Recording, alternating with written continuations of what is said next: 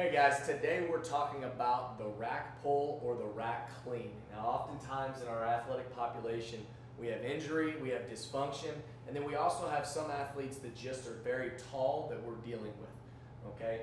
One of our beautiful things that we love to use with our safety pins that can move up and down is we like to utilize this rack pull from a teaching standpoint and from an ability to save some stress on the back.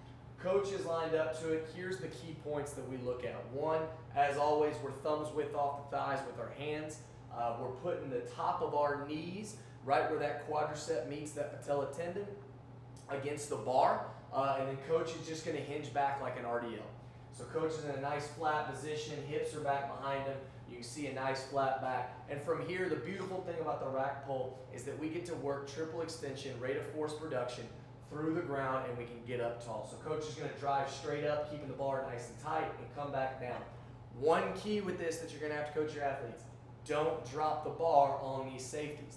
The safeties will catch the bar, but it will damage the bar, and we don't want to damage the bar. So there is a controlling deceleration, eccentric fashion to this, which is also good in our sport population. Again, coach drives straight up, his head goes through the ceiling, comes right back down. One key point to see on this, let's make sure that the bar stays tight to the body, it doesn't swing out. Coach could do this and turn this into a swing where the bar goes away. Again, this is not what we want. We want to stay as upright as possible. It's very crucial and it's key to us that we keep a nice flat back. The reason being is that this is one of our substitutes for a pull from the ground or from a pull from a hang position. Coach, if he had some back discomfort or maybe he's got a knee that can't go into full flexion, we can still get rate of force production out of this position.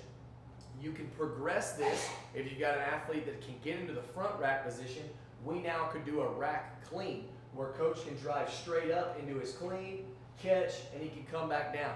Again, this takes an athlete though that has control and good mobility in that front rack that can control the bar back down to the rack, because if we drop it, we can damage the bar. These are two of the things that we can use out of a rack pull. You can do more. We might talk about them in later videos. But just to review, good clean position, hands outside of the hips, nice flat back with a hip hinge, and driving through the ceiling in a vertical fashion, trying to get your ankles, knees, and hips into full extension. Continue to check us out on Instagram and Twitter for more videos every single week, and we'll see you next week.